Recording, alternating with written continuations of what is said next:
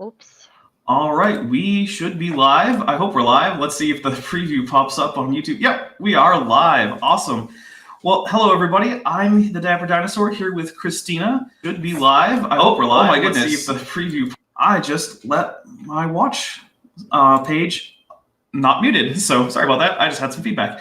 But anyway, yeah, we are live, and of course, if you don't have technical difficulties at the start, are you really streaming to YouTube? And the answer is no, of course not. You're always going to have technical difficulties. But Kristina, why don't you introduce yourself? Hi. Hi. My name is Kristina. Man, I'm a little bit nervous, guys. I've never done this before, so don't be nervous. I'm freaking out, and I keep moving everything. I promise I'll settle down. Okay, there. I think we're good. Yeah, my name's Kristina. I live in Canada. I'm never good at these things when I have to introduce myself and tell a little bit about myself. I was born in Ukraine. I moved to the States when I was 7, moved to Canada when I was 23, and here I am. All right. And Kristina, do you have any links that you want to give people to, like any YouTube channels or blogs or anything? Because if you do, you can send them to me, and I will make sure that they get up to the chat.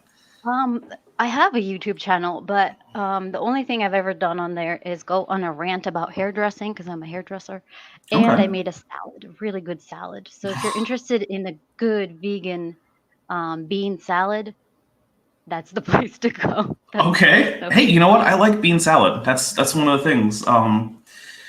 Yeah, nice bean salad, maybe with some oil and some vinegar or something. Yeah, it's good stuff. Vinegar. Yeah, there you go. So. All right. Well, let's play the intro video because I like to do that. So Here we go. Do you found the skeleton? How would you tell you personally? How would you decide? Well, interesting question. I don't know. I don't research on that.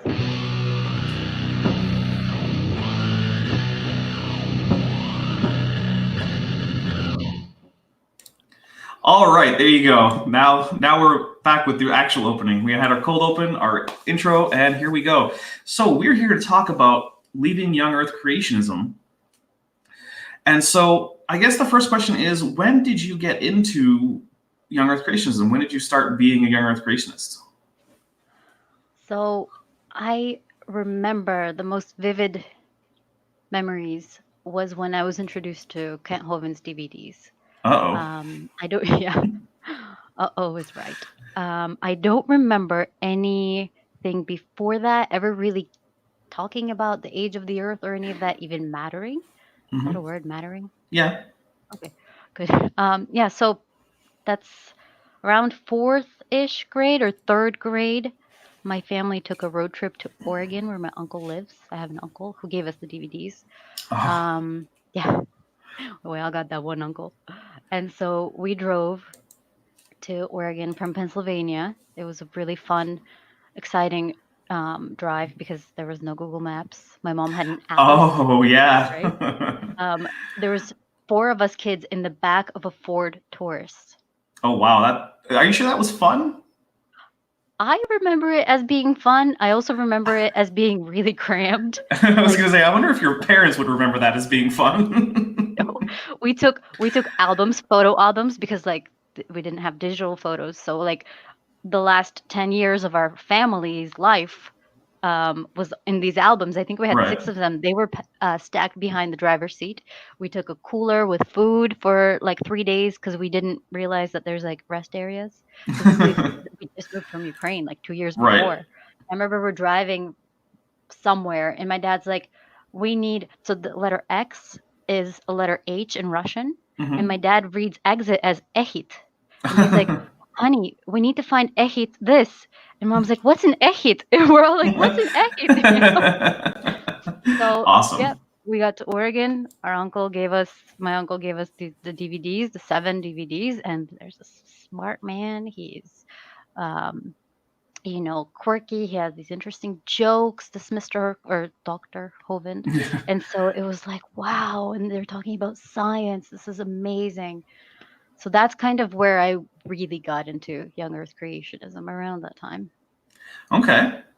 And so that you would have been, what were you like 10? 10? Okay. Yeah, 8, 9, 10. Okay. somewhere So in it there. wasn't, and that was probably, and you said that was like your first introduction. So you weren't necessarily anything else before being a young Earth creationist. You hadn't already looked into like evolution or anything like that. It was just your first introduction to this topic. I heard of it, but I don't remember anything particularly. Like, I don't have any strong memories of that. I do remember having strong feelings about evolution because I was introduced to evolution by Hovind. Right. Because I think we got into that stuff around 4th or 5th grade. I don't remember what Okay. the curriculum is. So I already had a foundation of the evolution equals bad. And so when I went to school, I already knew not to learn it or not to Right. absorb any of it. Yeah. It's all lies. Don't believe Yes. it. Pass the Yes. test, but don't believe it. Exactly. Yeah. Yeah, that's one of Ken's lines is, make sure you pass the test because you want to get through school, which, I mean, I'll give him credit. At least he's not telling people to go and do badly at school. So a little bit of credit there. He could be worse. I'm surprised be he's worse. not. But but yeah, that's one of his things is like, don't ruin your education over this, but make sure you don't believe any of that awful evolution stuff that you're learning in school. And Yeah, that's don't ruin your education, but also don't get an education. right, basically. Yeah. So how long was it that you were a creationist? I know you sent me some school papers that you'd written that were in support of Kent Hovind and his ideas. So embarrassing. So the trajectory kind of is I was a creationist and young Earth creationist up until like 2 years ago. Oh, wow. Much. The strongest was through high school and kind of like into my 20s, early 20s. And then it just kind of didn't care. It didn't matter to me at all. And then when I became a mom, I learned about vaccines. And that's a big, hot topic issue because I was raised evangelical and it's a very conservative Baptist. And with that, for some reason, comes like an anti-science view or a distrust of experts and distrust of science or just a misunderstanding. I don't know why it's that way, but it is. And so there's a lot of like anti-vaccine stuff and being terrified of my child getting some kind of disease and also being terrified of something happening to my child if the vaccine goes wrong. I started looking into it. And through that was kind of my gateway into science. I understood how science works and I understood how vaccines work. And I learned something interesting when I was looking up information. There were like the weird fringe sites. The tone was always panic and fear and, oh my God, they're trying to get you. There's money. There's always some hush hush stuff, and only we know the truth. And I noticed that common thread through all of the anti-science, even in like young Earth creationism, there's scientists are trying to make up this theory that is trying to get rid of God. And so Yeah, they want to get God out of your lives. It's like, no, they don't. They don't care at all about whether or not God is in your life. Yeah. Like, at least not as scientists. I know some of them, like, there are scientists who are religious. In fact, Robert Bacher is a pastor at a Baptist church. So he cares if God is in your life, but he doesn't write papers about it that he publishes. Yeah. So, yeah. And actually, I'm glad that you did some actual research into the scientific literature on vaccines because Hovind, he doesn't talk about it a lot, but he's an anti-vaxxer. I know. So he was a bit more vocal with his ex-wife, the second one. She was wife very, too. Yeah, wife too. She was very, very anti-vax and but now he basically tries to just pretend that none of that happened. He took the links to her blog down. He erased her from Dinosaur Adventureland and also declared the marriage annulled. Oh. He just declared it annulled. Oh, okay. Because he said that she wasn't a Christian, so it didn't count. Oh. Of course, other people disagree and say, well, I mean, she is a Christian. And I think he has a painting of another woman up on the gate or whatever, the entrance there. So I think he's now with a third woman. Wow. I Yeah. feel I remember when like I don't follow his life that much, but I remember when he came out of jail, my dad sent me a picture of him sitting at a table eating pizza with Hmm. his grandkids, I think, and with his wife, with Joe, I think, Yeah, that right, was his his first first. wife. Yeah. And I just remember like that sucks. He came out of jail and they're serving him pizza. Like, I was just trying to think what I would serve my husband if he came out of jail. And I'd probably like make him a party or something. It was just like thinking those thoughts, like, that's weird. Right. And then I found out that she's leaving him. And I felt really bad because, when a relationship breaks down, you feel really bad. Yeah. It sucks. And then when I saw the video of him getting married, that second one, I was like, oh, wow, good for him. You were I still wasn't almost a fan. Yeah, I was still almost a fan. I was just like, whatever, I don't care about what he says or what he thinks. I just want him to have a good life. And I still do. But I didn't get to that point where I realized how much untruths he spews. Yeah. And so, but that was pre-enlightenment, I guess. Okay. So that does raise a question. So you went through the vaccine stuff, right? But Yeah. of course, I think it's fair to say that vaccines aren't super dependent on the theory of evolution. So there must have been something that led into that or the age of the Earth. So what was it that started to break down the whole young Earth thing? Because I feel like it probably wasn't vaccines on it in themselves. Yeah, yeah. Vaccines taught me about science. Vaccines taught me studying them and studying the science taught me that there is a systematic approach to science. That when Wakefield's paper was retracted, it was because his method was applied and applied and applied, and what he did, they couldn't repeat it. Right. And so science has to be able to make predictions, and science also, your method has to be able to be repeated. So if, Einstein does an experiment, I should be able to do the same experiment using his methodology and I will get the same answer. And Right. that's science, right? And so when I learned that, raise an eyebrow. That's interesting. And then having that foundation on something just, basic and has nothing to do with your beliefs or whatever, it has no influence, I guess you could Hmm. say. Then I was introduced. I don't remember exactly what my husband and I were watching, but we were watching some YouTube video about space. Either it was Neil deGrasse Tyson or it was the physicist Brian Cox. Okay. He is so incredible. Um, so we were watching some video and they were talking about space and about, I don't remember exactly what, but they mentioned, this formed millions over millions of years and da da da da. And the big thing for me was fear. I was told all my life by, well, ever since I was introduced to young earth creationism, that it's not a salvation issue, but if you want to be a Christian, it kind of is a salvation issue, because if you don't trust Genesis word for word, literally, then God is a liar and God made a mistake if, scientifically it doesn't add up. So it has to add up scientifically, right? So Right. here's all this creationist pseudoscience that does line up. Um, and so I was always just afraid of um, having it be detrimental to my faith. And so I just never went there, kind of thing. Just avoided it. And I was kind of happy to a point with creationist explanations about things. And so when we were watching that video, I remember clearly sitting and watching and like, this stuff is amazing, but can I believe it? It makes sense. It makes sense logically. Everything makes sense. It's just, can I believe it? Or does that mean I'm not a Christian? And so I remember saying to my husband, I want to know what Hovind got wrong. I want to know what stuff I can keep and what stuff I can just throw away and just relearn anew.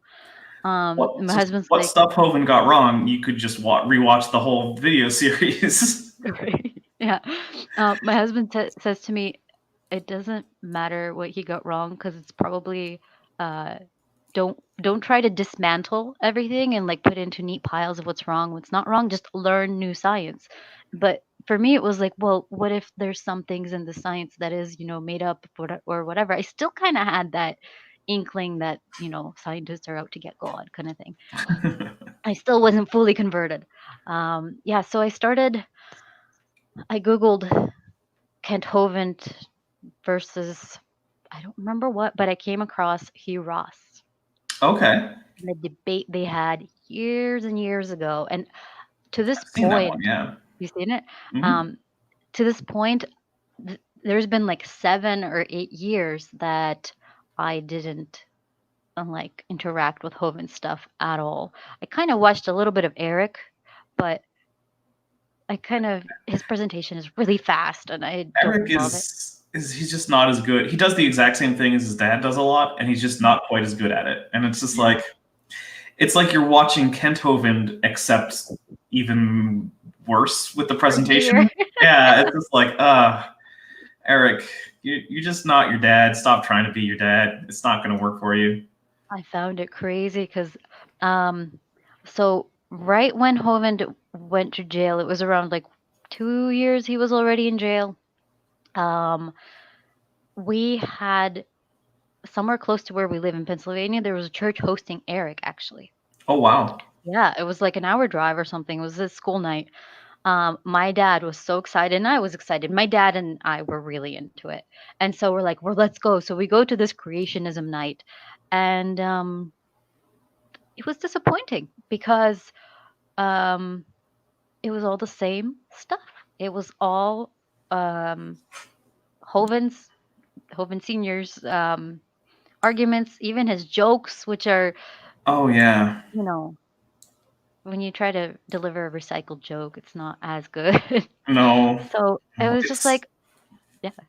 let's say there's a short video series on the channel. I believe it's on Logic. Yeah, it is. And it one of the things it does is it has video and audio of Eric and Kent giving the exact same line with the exact same intonation and almost the exact same timing. Like they line up, even though these speeches were given like a decade and a half apart. And it's like, Wow. yeah, no, you guys haven't updated anything. And Wow. the updating stuff, it gets really bad. Like, you know about the polystrate fossil claim? Yeah, yeah, with the trees and Yeah, in the lake and stuff. that's a claim that's been debunked since the late 1800s.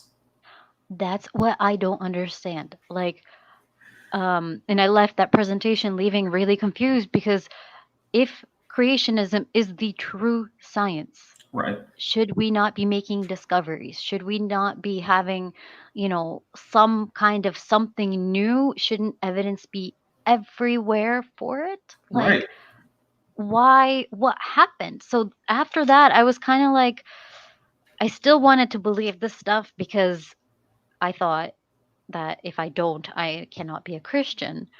But at the same time, I was just trying to think about it. I'm like, something doesn't add up. I'm not quite sure what does. And I was not satisfied with the answers that I was getting, but I was just kind of leaving it be. Let's not, let's just not go there. It doesn't matter for my life right now, so just whatever. But yeah, there's no new information. And the thing is, I think he just wants people, obviously knows people trust him and people aren't going to fact check him. And so I Okay. think he's just happy with his audience who doesn't fact check, and he has those people, and it takes a certain kind of person to believe conspiracy theories, right? And so he sprinkles his science with conspiracy and with like anti-god stuff or pro-god stuff, I guess, saying that Well, others are conspiracy is about anti-god. being anti. Yeah, yeah. That's one of Yeah. the ones that always even when I was more of a fan of Hovind, because there was that time that I wouldn't know as much about the dude if I hadn't been a fan at one point. I was never really big on his conspiracy stuff. He was doing the whole thing like, oh, don't get a birth certificate for your kids and don't get them a social security number, and you know, you don't need a state driver's license because drive. And I was just like, none of this seems like good advice. And he would Yes. say things like, oh, I haven't filed income taxes in 20 years. And I'm like, seems like a bad idea, but okay. Then it turns out it was a bad idea. You know what's funny? I found, the website Wayback Machine? Hmm. So I found one of his posts from 2000 or something, making that statement. He also said that this is the craziest thing I've ever heard from him. I'm And not that's saying a saying lot. something. Yeah. Yeah. He said that in the government, they write your name in capital letters, Oh which yeah. means that you're a separate identity. That's your straw man. That's whatever that means.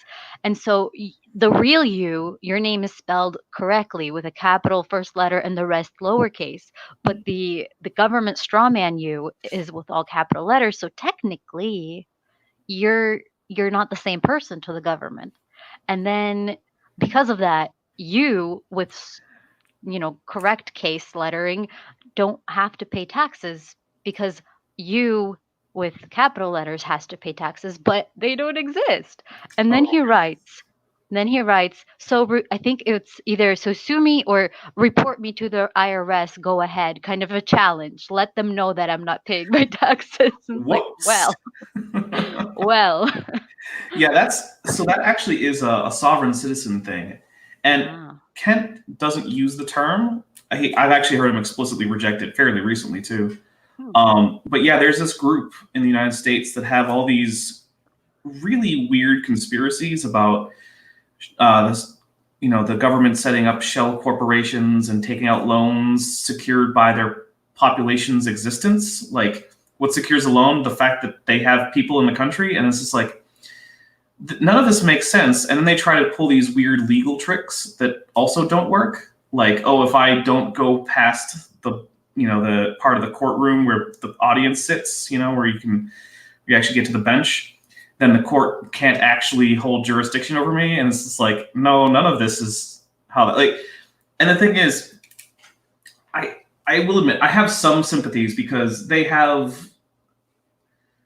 not someone who, trusts the United States government overly much, but I also don't have any of these, crazy conspiracies. I just think that the things they do openly are usually bad enough that I don't need any conspiracies to distrust them.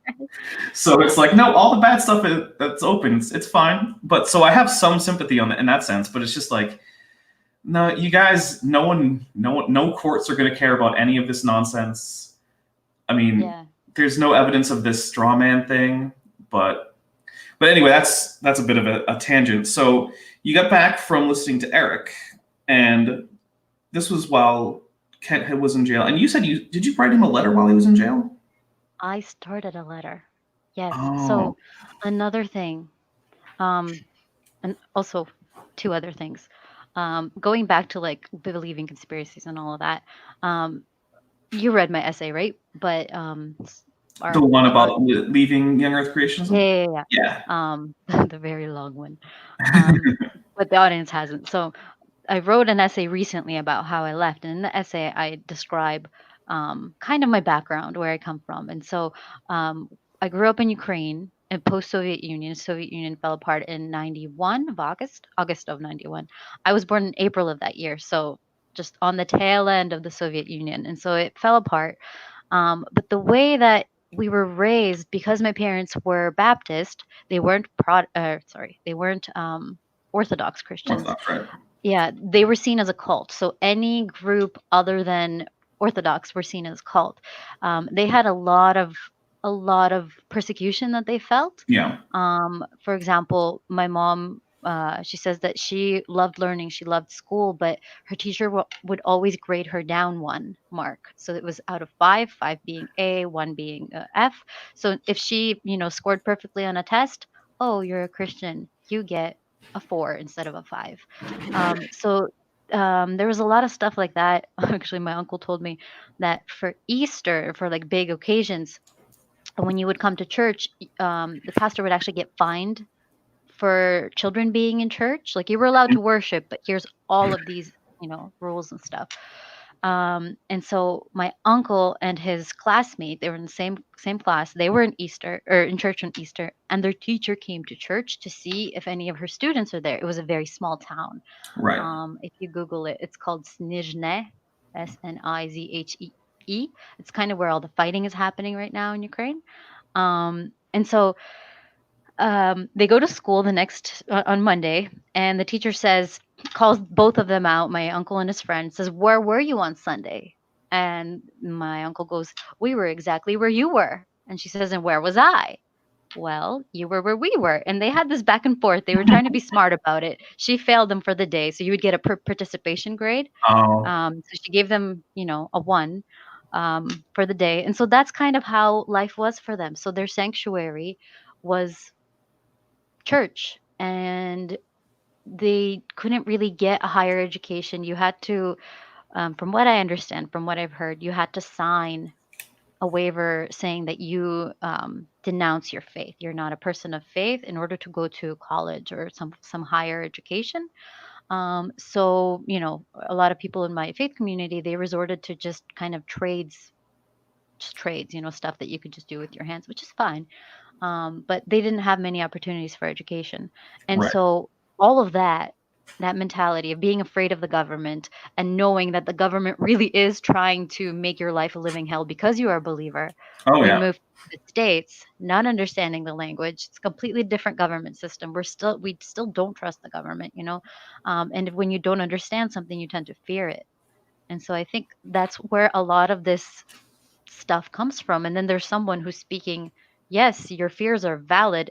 And not Right. only that, but listen to this, what the government is doing. Right. So it makes it very easy, everything just perfect for you to And accept someone it. who has a very similar theology to what you would have had. So Yeah, yeah. yeah. And now I do have one question out of curiosity.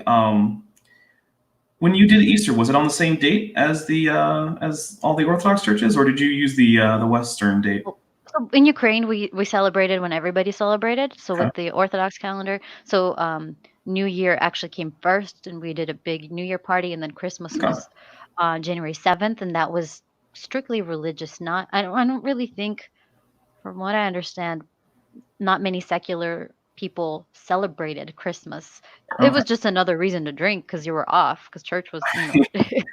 So the first 2 weeks of every year, Yeah. all the people are drinking. Okay. Yeah, I was just curious because I didn't know, because it would seem like it could be a little bit tricky to try and have the trying to celebrate religious holidays on the days that no one else is celebrating them. Right. Yeah. No, when we moved to the States, we just kind of did what everybody else did. So we switched to Okay. December 25th. I did, however, my mom would let us skip school on Ukrainian Christmas for no reason other than to just stay home. We Nice. didn't really celebrate it. We would have like an evening service in church at Mhm. like 7 p.m. If it was a weekday, to kind of commemorate the fact that in Ukraine it's Christmas and Easter. But other than that, we just kind of merged with Yeah. whatever's going on.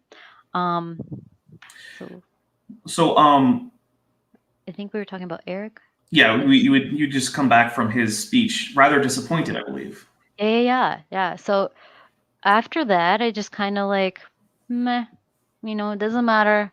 I still believe in God, and I'm not really into science, or so I thought. I made Right. myself believe that I'm not into science. And then the next big kind of thing that happened was the Bill Nye versus Ken Ham Oh, debate. all Yes, right. I did not really watch it because of that disappointment that I had. And I was, though, rooting for Ham, and didn't really, um, what's it called? Didn't really care for his stuff much, didn't interact with AIG. Um, it was mainly Holland that my Yeah. science background is from.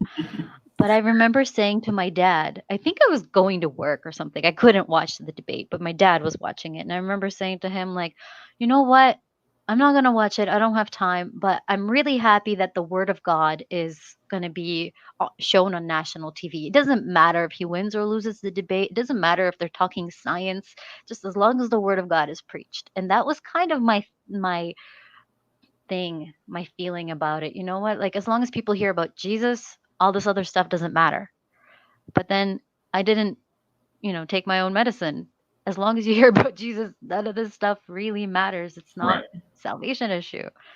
So, Did you ever end up watching it?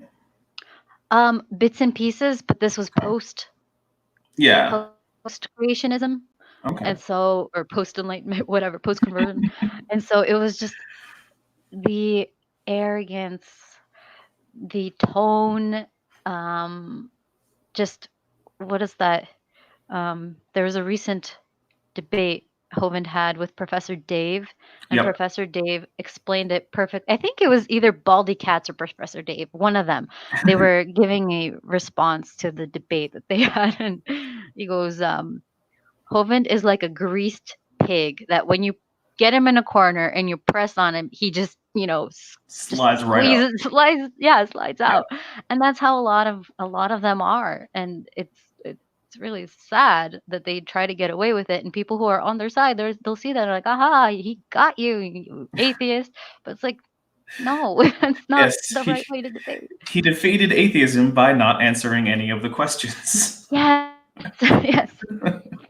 Yeah, that does happen a lot. So the debate happened while you were still a creationist. Hmm. Yeah. Okay. For the So sake of keeping or for the sake of like the fact that it's a salvation issue, so I thought. So I right. was a creationist because I thought that's how it works. Okay. So was there an idea that if creationism is wrong, so I guess the idea was if creationism was wrong, then you think Christianity probably is wrong as a whole. Is that kind of the conclusion that you would come to? Or is it just Christianity has to be true and that was your position, therefore whatever else, creationism must be kind of true in some way? Yeah, it was basically you cannot be a Christian if you do not believe the Bible. Okay. And the right way to believe the Bible is the way Hovind is telling us to believe the Bible, which is Okay. a literal 6 day. And it was only, Genesis. It was only that the first few verses in Genesis. Those you had to take literally. The other ones could be metaphorical, could Yeah. be allegories. Jesus's parables are obviously parables, and Right. Yeah. They're explicitly in the text told as not yeah, as fiction, basically. yeah. But when we look at a book that was written thousands of years ago by a people that we would have very little in common with today, Right. who had no knowledge of science as we know it. They thought that the earth was flat with a dome over it that had a bunch of holes, and then the stars shine through the holes, and then the Hmm. rain would go through the holes, right? Yep. And That's that's why there's in the Noah story it talks about God opening the floodgates of heaven. mhm. I actually asked a creationist once. I was like, why don't we take that part literally? Why don't we believe that there are gates in the sky that open up to let water in? So I would Mm. actually imagine actual gates with like Right. clouds around them opening and then the water coming out. That's how I would Right. imagine. That was the But idea. So, the idea was when the Bible says, that God separates the waters from above the the heavens waters. from the waters below the heavens. Yeah, that's where the rain is coming from. That's why the Yeah. sky is blue, is because there's water up there. Yep. So that was the idea. And I remember a creationist came to the church I was going to give some young earth creationist talk. And I hadn't been a young earth creationist for a year or two. And I asked him that. I was like, how come we don't take this part literally? Why do we have to take these 6 days and this creating animals out of the ocean and the dirt and things? Why do we have to take that literally, but not the bit about the floodgates? Hmm. You didn't really have an answer for that one. Yeah. I would imagine that there wouldn't be an answer for Oh, that. there's a really good one because yeah, but so eventually so you started watching. I'm trying to get this order. Timeline? So Oh, was the watching the show about cosmology, was that after the debate? that was that was That was before the pre-debate. debate. Okay, so Yeah, you were because already kind of unclear about how much of this stuff was true and not true, and it was a little fuzzy on like how much this young Earth creationism thing is true, right? yeah, so when I got married, I moved from my little community to a very big city in Canada. Okay. And that was a culture shock. And I was exposed to a lot more different people and points of view.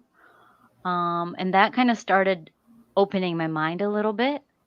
It's like everything is kind of mushed together. There wasn't this like clean line Yeah. of, just science. It was just a lot of things.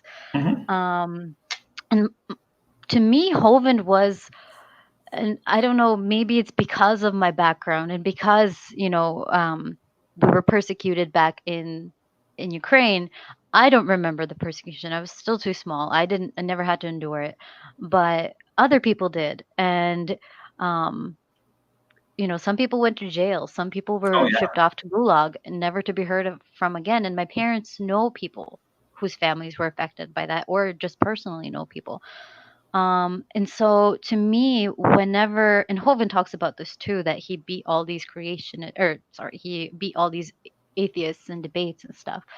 And to me, I always saw that I just had a lot of trust in religious people, basically. Yeah.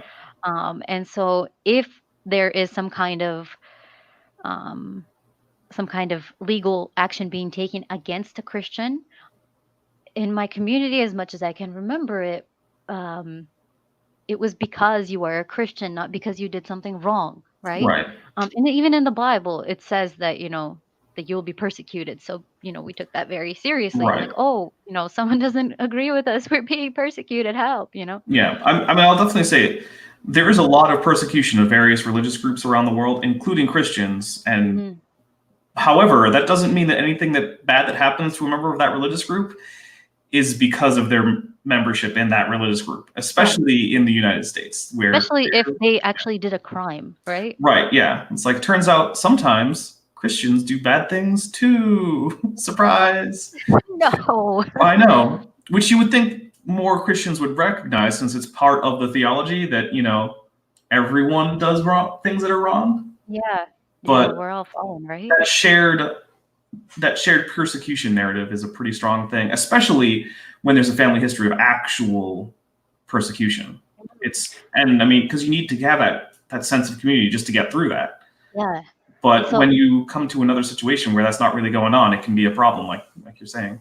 yeah, and so like when I heard of Hovind going to jail, I was somehow we got to me and my dad in discussions with other people. I had this image in my mind that he was taken care of by the government because he was talking about not paying taxes to the government, which they want their money. So of course, if somebody finds out that there's a loophole that you don't have to pay taxes, they're going to want to get rid of that person because the government wants their taxes. No, you have to pay taxes because that's the law. Right. And then And even if it were the case that they would just put people away who found out about the loophole, that means that effectively the loophole doesn't exist. So stop worrying about it. yeah, but back in Ukraine, if you spoke out against the government, you would be put away. Oh And yeah. so that was really strong in my mind. So that made sense. Yeah, Hovind is put away because he, spoke out against government. And he spoke out against teaching evolution, which is complete lies, and they don't want you to know that it's complete lies. So that's why he was put away. So in my mind, he was a martyr. And Yeah. then when I got married, and my husband did not, he used to kind of sort of believe or accept, he knows about Hovind, but my husband is a very, very logical guy and very, very smart guy. And I'm not saying people who believe Hovind are not smart, but the way he approached it very interestingly. And I remember we went to Prague for a honeymoon, and we're sitting in a synagogue in the Jewish quarter, and we're reading Genesis. We're reading the flood narrative, and here I am, like, oh, let me tell you all these interesting things that I learned from Hovind about the flood, about what's in the Bible about the flood. And my husband's like, that probably didn't happen. I'm like, what? What? This is the first time I ever heard somebody say that they don't think that the flood actually happened at the scale, at the Right. global scale. And I was like, no way. Did I marry an atheist? Like, we're on our honeymoon. We're married. We signed our papers. We're done. It's Like, a little late for this. yeah. I'm like, why didn't we ever talk about this? Oh my goodness. So I was freaking out. But then I'm like, okay, but you do seem to love God. You are living a life of faith. Huh. How is this happening? Like, you Right. are a Christian, but you don't have this view that only a few people have. Interesting. So that kind of eased me into it, but it would still be another 5 years, which was 2 years ago, that I would actually dive into this stuff and actually look at the science. Okay.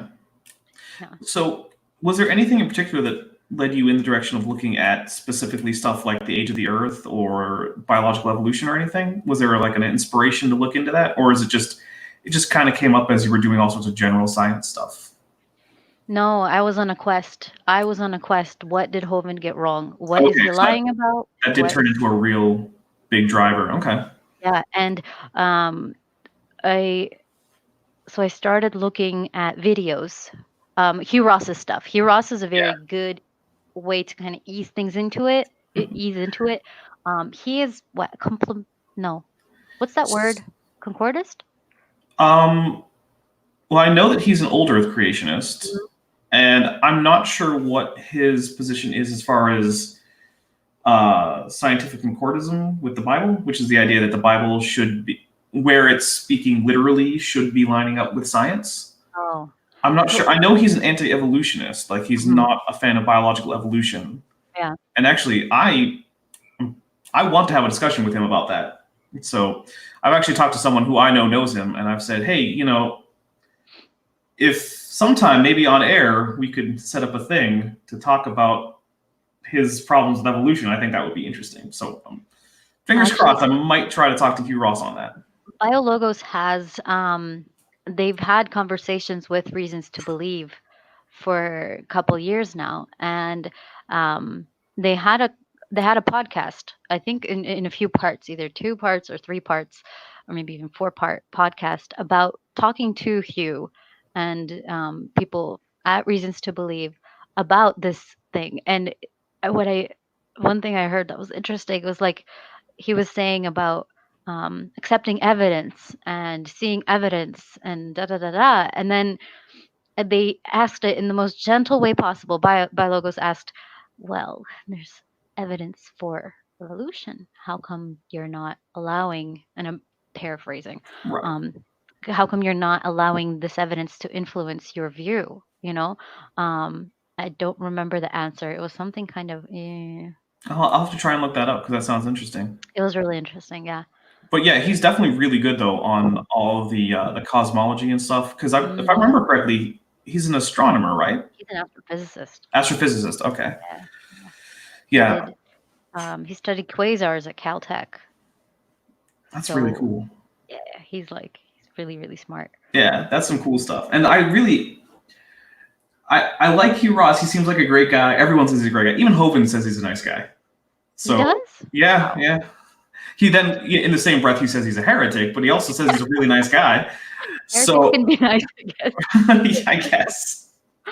But yeah, he seems like a really nice guy, and I'm like, I like all of his stuff on cosmology. I just don't understand his weird stance on evolution. But yeah, so you looked into Hugh Ross stuff, and that got you into the old Earth, I suppose.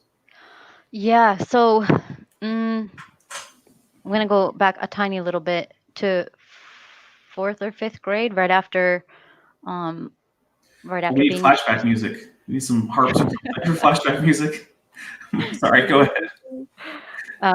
right after being introduced to Hovind, learning all of his rebuttals and stuff. In 5th grade, I remember clearly looking into a textbook, and my teacher at that time was explaining to us about geology and about how the Earth was formed in billions of years and da da da. And I could hear Hovind saying, "They believe that it rained on the rocks for millions of Mhm. years. It created a soup and out climbed your grandpa." Um, and so to me, what creationists do really well, and this is a bad really well. So Right. Hovind, if you're watching this is a bad thing. It's not a compliment.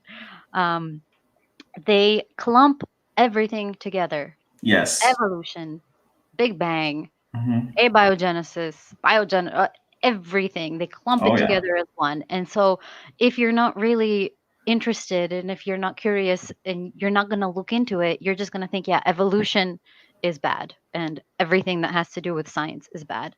It's really confusing, right? So um I remember looking at that textbook and like, okay, so this makes sense. Like, duh, it has to have some form of like starting point and gradual change and to turn into what it is because you plant a seed, it's a Yeah. seed, and then over time it turns into a flower. So, but God created like this, I guess. Who knows? Um, And so I remember looking into the book and like, no, this makes sense, but it can't be true because like, where does Adam and Eve fit in then 6 days? Like I was trying to make the times work, Yeah. like billions of years. No, but Hovind said the gap theory isn't right. So what this in fifth grade? I'm trying to think through this stuff, and I'm just like sitting there so disappointed in my teacher. And then fast forward to like either eighth or ninth grade, I had another earth science teacher. He was a Christian, and Okay. he was what I love about him is he was retiring. This was his last year. So the class was not a blow off, but we did a lot of watching videos and a lot of Yeah. pictures. He loved going to the Grand Canyon and being, sciencey. He took pictures of rocks. And so I remember just sitting there, and there was no windows in this classroom. It was like some weird corner of the school. So it was Oh, that's too dark. bad. Yeah, pitch dark, lights are off, presentation is on, and just, for the whole entire class, very many times a week, it would just be pictures. And this is this kind of rock, and this is this kind of rock, and this is my wife next to this kind of rock. He was just so cute. He's this older man. And so I remember coming up to him like, Mr. Hall, you say you're a Christian, right? He's like, yeah. I'm like, how do you believe this millions of years? Like, why do you believe this? And in my essay, I say that he should be using his power, his authority as a teacher to be teaching the truth about, Oh, the truth the truth. And from he's not. Hovind. He bought into this stuff, yeah. And Hovind does encourage people to call their teachers out. He does encourage to call them out privately, which is good, which I did. But he's like, I remember Mr. Hall just being so gentle and so calm and like, Kristina, there are people who believe very many things, and some people don't take the Bible literally, and that's okay. It's not a salvation issue. This has nothing Right. to do with Jesus. And he got me. He did get me, and I felt defeated. But another thing that I learned is to be very like militant and prove that you're right. Do whatever it takes, but they have to know the truth that they're wrong and that I'm right. And so I had a sense of arrogance. And I remember telling him, well, you can't be a Christian if you think that. That's not how it works. And I wanted to sting him. So maybe that sting will make him think, oh, maybe she's right, guilt him into Right. it. And then what kind of in 10th grade, I had a teacher. He was a Christian. He actually played Jesus in the local church's Christmas play. Not Jesus, Joseph. I was going to say a Christmas play. That's an odd thing for your teacher to play. Jesus. Yeah. So I remember him saying, introducing evolution, and he goes, guys, there's actually two theories, and one theory is creationism. And I remember just like feeling so, what is it, vindicated, I guess, like finally somebody admitted it, finally. And that kind of solidified the fact that there are two theories. They are at odds. And if you want to be a good Christian, you're obviously going to side with the theory that the Bible purports. Okay. And so after that, I was kind of like, yes, that was kind of gave me more validation to believe in creationism. So then fast forward to after this debate, fast forward to finding this video of Hugh Ross and Kent Hovind. And also one thing that somebody told me about Hovind, that his wife actually went to jail too, right? Yes. And somebody told me, I obviously didn't fact check because who needs fact checks? Not creationism. Or not creationists. Right. I didn't fact check. And so they told me that his wife got like a 5-year sentence and he got a 5-year sentence, but he asked the judge if he can serve his wife's, maybe this is true, I don't know, but it doesn't sound. I don't believe it is. No. So he asked the judge if he can serve his wife's partial sentence so he can be in jail longer and she doesn't have to go to jail. The judge said no, but she can serve 1 year of her sentence and we can add the rest to yours. And I was just like, I don't know where that came from. I don't believe that happened, but I do know that she did get a significantly shorter sentence than he did. I think she only spent about, I think it was either a year or two in jail.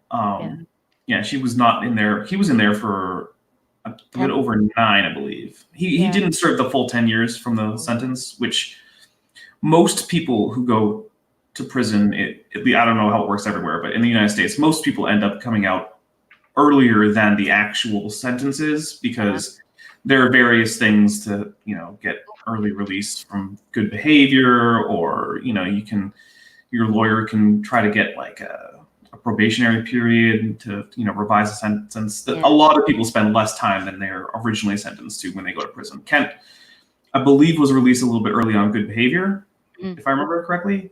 Mostly because I don't think Kent was there like starting jail yard brawls with the other inmates there. He seems to have been leading Bible studies in like a minimum security federal prison. So it's like, I'm sure he didn't get into too much trouble in jail. Yeah. So sorry, go ahead. Oh, that's okay. So I had this like picture painted in my mind that he's such a chivalrous man, taking this brunt of the sentence on himself for his wife. How sweet. And when my husband and I talked about it, I told him that. He just kind of laughed in my face. He's like, "That's not how it works. It doesn't work that way. You cannot just say, 'Hey, can I serve that person's sentence?'" And the judge is like, "Sure, of course. Go ahead. Yeah, you didn't do the crime, but you can serve it." It's like it has like a Jesus thread in there, right? Jesus took our sentence, I guess. But like, I think that's why it became a rumor, is because it makes Hovind to be like Jesus. He's going to take his wife's punishment onto himself, and that's probably why it spread. Wow. Yeah, you're right. But okay. Yeah. So after that, I watched this debate, and again, that thread, Hovind said some really, really bad things to Ross. Right off the bat, I just rewatched part of that debate today, actually, gearing up for this, and he goes, Ross tries to explain something scientific, which no layperson would ever understand, because Ross is an astrophysicist, and we need explaining to understand how these things work. And Hovind goes, "Well, you know what? I don't believe that when something needs a guru to explain it, that's called a cult. So you're part of a cult, basically. And I have the word of God, and the God I believe, he wrote this book, and this book is really easy for me to understand. And here it says this." So immediately he creates this, like, "Ross, you don't believe the same God, and I'm the judge of that. I can tell you if you're a Christian or not. And so therefore everything you say is wrong, even though everything you say makes sense." And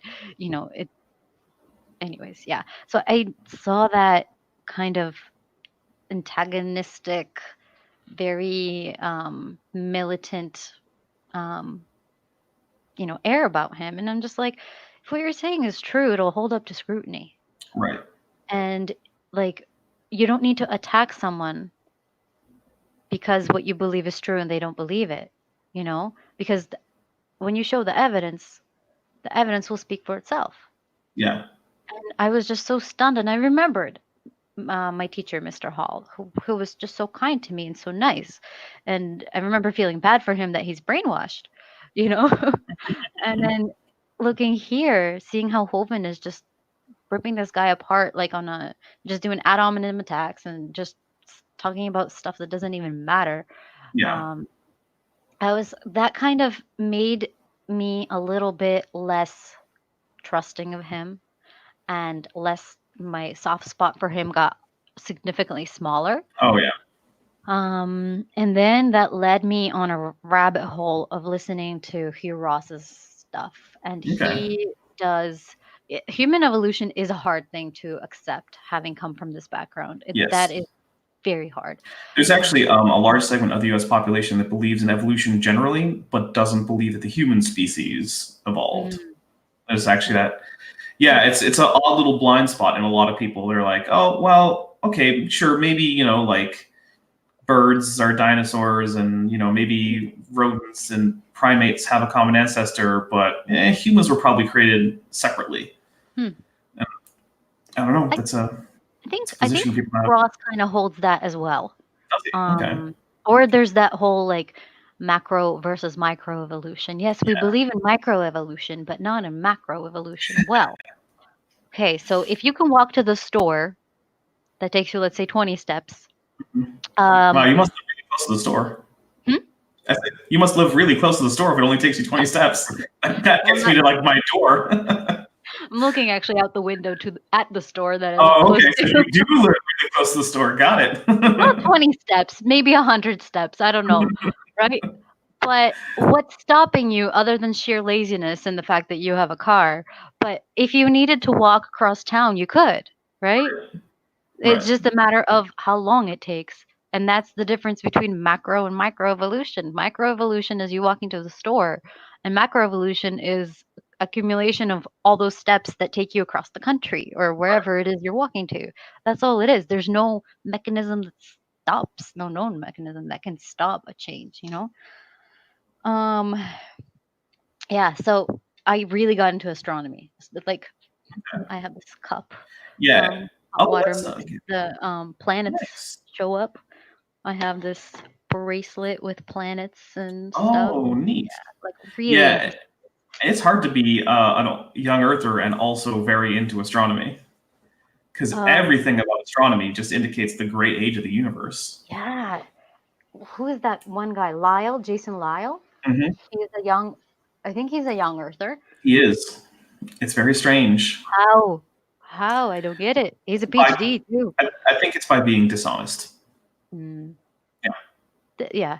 I think Yeah. either he's not actually a young earther or he just has. Actually, I don't think he's honestly a young earther. I think he knows too much to actually be one. However, I think working for AIG is easier than working for an actual research institute. Oh, he's a AHD. Okay, yeah. Well, yeah. How many PhDs can AHD get, right? So they have Jason Lisle, they have Georgia Purdom. She's a PhD in genetics. I'm trying. I think. Oh, they have Nathaniel Jeanson. I think he's a PhD. And I know they have a geologist who I think is a PhD who's loosely associated with them. I think Andrew Snelling. Yeah, Andrew Snelling. I don't think he actually works for them, but he is affiliated with them. Like they promote his stuff and he promotes their stuff. Okay. And he, I believe, is a PhD in geology. So I think they have 4. But then also they'll trot out people like I recently downloaded a video of theirs given by their zookeeper. Oh. Yeah, so they decided to trot out their zookeeper to have her give a talk about evolution. So I'm going to be talking about that in upcoming videos. It's just strange because like there's this woman I've never seen her before, and she's like, "I'm the zookeeper here at the Ark encounter." I'm like, "Okay." I thought their animals were fake in the Ark. They have some real like llamas, equid hybrids, some sheep and stuff, and like a little separate petting zoo area.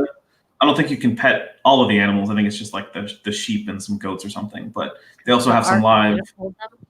Oh yeah, no. Well, see, you can't. It would be illegal to house animals in that structure. Oh, I see. Yeah, it is not set up to house animals at all. And But in fact, just to be, I know. And in fact, just to be able to house people, they have to have large amounts of industrial scale air conditioning and ventilation. Because if it were just the structure as it would be built as an ark, you wouldn't actually get enough airflow, and the air would quickly become suffused with carbon dioxide that would displace too much oxygen, and people would suffocate. So But the whole backside of that ark. Thousands of animals, though.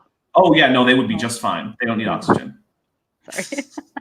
Animals don't need oxygen. Yeah, so if you look at like aerial shots of the ark, you'll see these gigantic like fans and AC units and stuff on it. That's because they have to pump huge amounts of fresh air in because the structure doesn't have enough natural ventilation. Wow. And so just the construction of the ark, it's the ark encounter, just that is enough to disprove the idea that this was a viable way to save animals and humans. Like this boat, as you're imagining it, can't work. And I know you know that it can't work because you couldn't make it work. Well, God can. Oh, well, I suppose if we propose a miracle at every step, then yes. If we're going to keep adding miracles, then sure, I guess. Yeah. I mean, technically, yes. Yes. Once we allow, miracles as the explanation, then yeah, sure. Literally anything can be reasonably assumed. Yeah. But I'd like to not allow miracles in most places because they're hard to work with and there's not very much evidence for them in general. When it comes to science stuff where there's Yeah. evidence that's saying otherwise, right? Right. Yeah. Especially when there's evidence against the miracle, then I'm really skeptical of the miracle. It's And I like, mean, it is technically, when you find out how this stuff works, it is mind blowing. It oh is a yeah. miracle. Even knowing the process that it takes, it is so miraculous, but in the sense of like wonderful and mind blowing. And how does this work? Why on earth is the world this way? Why are our cells the way they are? You know, you're looking at your hand, you're looking at millions and billions of cells that are just doing their thing and dividing, and they're making ATP, which is, I just had to learn the Krebs cycle, and I Oh totally goodness, that's a nightmare. yeah. And that's just one process. That I is know. incredible, and that's without my knowledge. Like, I've forgotten the Krebs cycle, and I don't plan on relearning it anytime soon. Just so you know. okay, I won't talk about it because I don't No, know you it can either. talk about it, but I remember learning it and like, okay, this is really long and complicated. And Mm, then the instant I realized I didn't have to remember it anymore, it just got flushed right out of my brain. yep, yep, yeah, and that's just one process. I know, That's and all these other processes are, in many cases, at least as, or in some cases, more complex. and that's just what we know.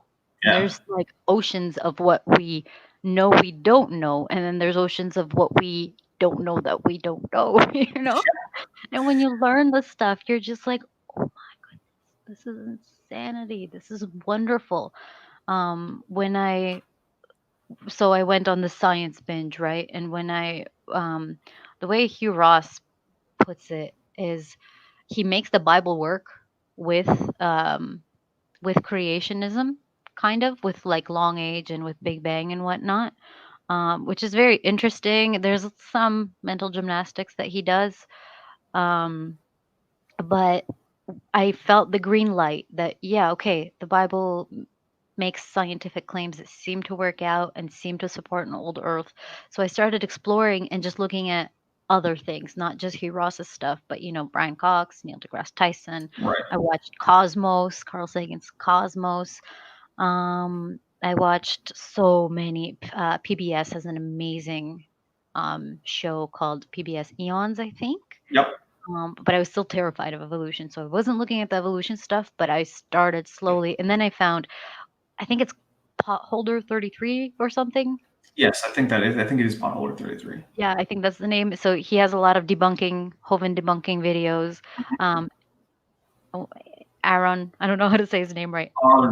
Aaron Ra. He has a lot of anti-Hovind stuff. He has a very particular style, so I didn't watch Yes. too much of him because he's also into evolution and stuff. So I was still terrified of evolution. But Oh, when I saw, Potholder 54 from Tesla Ranger. Thank you. oh, thank you. Oh, there's comments. Oh yeah, yeah. We have a whole chat. Oh my gosh. People love you. You're great. Oh, thank you. Oh, sorry, I can't. I'm not gonna read Kristina them. just noticed the comment section Yeah, or the bye. chat. But yeah, when I remember listening to Tyson's audiobook, Astrophysics for People in a Hurry, where he talks about the moon. Now, I don't remember exactly if the numbers are correct. So please don't worries. go at me. But I won't quote you. basically, he was saying that the moon is 400 times, no, the sun is 400 times bigger than the moon or something like That's that. about right. Yeah. But the moon is 400 times closer to the Earth than the sun, allowing for solar eclipse. And as far as we know, we are the only planet and moon that has that phenomenon. And it's only possible here on Earth, as far as we know, because Right. of those proportions. And I was just like, what? No. I stopped the audiobook. I sat down, like I could not take it. There's just a little thing that's just, cool. So Earth is the only planet in the solar system that has that like 1-to-1 ratio, but there are like all of the outer planets. So like well, not all the outer planets, but the gas giants. So Jupiter, Saturn, they all have moons that are big enough to eclipse the sun from that planet's point of view. But from the point of view, if you were like sitting at the cloud tops on those planets, those moons would actually be significantly bigger than the sun. Okay, they would completely cover it. We wouldn't have the corona, right? Right. No, they would just completely block it out because they would be several times larger in angular size than the sun would be from there. So Earth is the only one that has that really, really close angular size. So both the sun and the moon are about a half a degree in angular size. Incredible. So they're about 30 arc minutes each. So when they go over each other, they have that perfect coverage. But if you were, say, on the cloud tops on Jupiter, Io, and I don't actually know the exact numbers here, but Io might have a 30 arc minute angular size, but the sun is only going to be like 2 or 3 arc minutes. So it's much easier the farther you get out there for those moons to do the total solar eclipse. But it's going to be a very different kind of eclipse because the moon will be so much bigger than the sun that's doing the eclipsing. Yeah. And also they have eclipse. Right. And then there would be a total solar eclipse every single time those moons get between the sun because, Jupiter is so big and those moons orbit fairly tightly around the equator. So, every single time there's a solar eclipse. Whereas Earth gets these rare ones that are very spectacular for that reason. Mm-hmm. Yeah. So. And the fact that we can calculate them. Oh, yeah. We know exactly when and where they're going to be for thousands of years. Yeah. It's just mind-blowing. So I remember that. I'm like, wow, this science stuff is incredible. I didn't know this. I feel like I was robbed. Like I wasn't allowed to learn this just in case. I believe that there was I felt like that too. Yeah. I felt like that too. I've heard a few other people who said things like that, where it's just like when you realize that the science really is out there and it's like, well, I feel like I want those years back. Give me those years I was a creationist back so I can have learned all this stuff and be learning even more stuff now. And that makes God so much bigger. Like, I remember telling my husband, like, what if these billions of years that we're measuring, what if we're just measuring eternity, and we just can only get as far as 13.8. It's kind of a quack thing that I allowed myself to believe because I was still scared, right? But like a billion years for me does feel like eternity. Like I can't even imagine a million years. And like 14 point however many billion years, that's insanity. And the fact that so Earth is the only known planet to us. This might sound kind of woozy, but stay with me. The Earth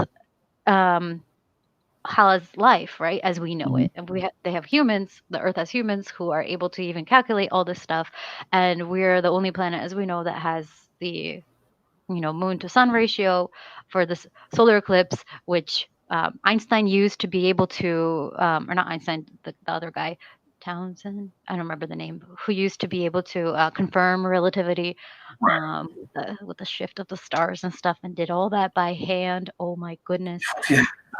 And then, so that's mind blowing in and of itself.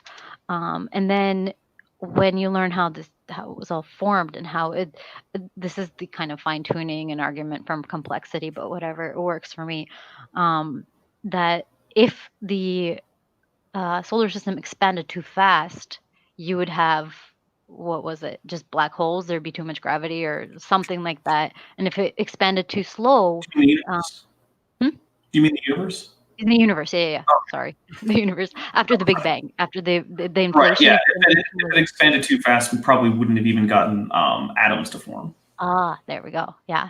So like everything just seems so perfectly, yes, fine-tuned, but at the same time it did happen. And I know that there's the probability argument that like if there is a probability, even if it's 1 in a bajillion, it could still happen. It doesn't mean that it was meant to happen, but like it just blew my mind, the fact that it did happen. And life is, the chances of life happening is so small and minuscule, and yet it did. And we're here now, and we have like all these things because of space exploration, and it's just like, wow, this is incredible. You just got a shout out from your friends at Answers to Answers in Genesis. What?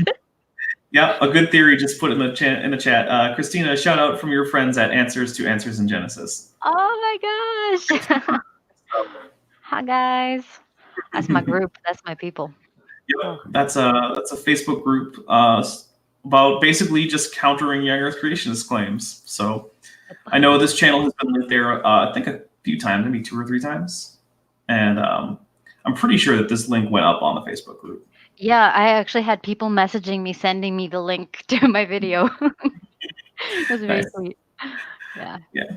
So yes, thank you. That is a good group. If anyone is interested, it is not a theology debate group. So if you're going there to do that, don't do that. But if you want to talk about young Earth creationist claims specifically, then go check that out. It's a nice place. I asked a semi-theological question because it kind of went with understanding science, and understanding science is kind of what that group. Yeah, I got it. I got a little slap on the wrist. Oopsie. Well, you know, yeah, no one's perfect. There we go. Exactly. Yeah. So I think we're at about an hour and 10 in. So I think if you guys have questions, this is where I think we're going to start opening up to audience questions. My policy for questions, as you may or may not know, is I go in the order that they're asked, unless there's a super chat, and a super chat gets to jump right up to the top of the line. And yeah, so if you have questions, get them in now. But until we do, I do want to ask, so was there a particular person or book or anything that changed your mind on biological evolution in particular? So I was, when listening to Ross's stuff, I did hear a lot of things about, oh, biologos, be careful of biologos. So I went to biologos because I'm told to be careful about something and avoid it. It's like, well, there's always been fear involved in that, and I'm not going to live by fear. So I went to biologos, and That's fair. That's a good way to go. right? And I found John Walton, and I found him somewhere. At Biologos too, but I've ran across him before, and I'm like, oh, I've seen this guy. And in that group, Answers in Genesis, actually, people were suggesting him. And so what I loved what he said was that the Bible actually isn't a science book, and it's not a history book, and it's written for us, but not to us, because it was written, let's say Genesis, whatever time frame it was written, and it was written for those people specifically. And I've always been one of those people, like, don't take verses out of context. Let's see what the whole story is, with the New Testament letters and stuff. Like, why did Paul write this? Quotes in context? You must have been the worst creationist. Creationists don't use quotes in context. Come on. I started doing that though. And so I'm like, okay, this makes sense. And one of his phrases that really I just, sticks with me to this day is, science tells us about how God made the house for his family, but the Bible tells us how God made his family. And when you come over someone's house and you say, "Hey, tell me about your family," they don't pull out the blueprints for their house and tell you about the contractor they used and the tile that they bought and receipts for, Home Depot. No, they're gonna really. It's carpenter, so Okay, that makes sense, right?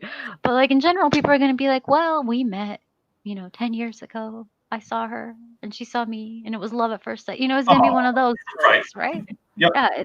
So that made so much more sense, and how he explained the context, the cultural context, where the ancients believed, if an Israelite saw Egyptian cosmology, they would understand that that's their cosmological model. If they saw our cosmology, they'd be like, "What's this blue thing with white stuff on it?" Or, Right. this picture of Earth.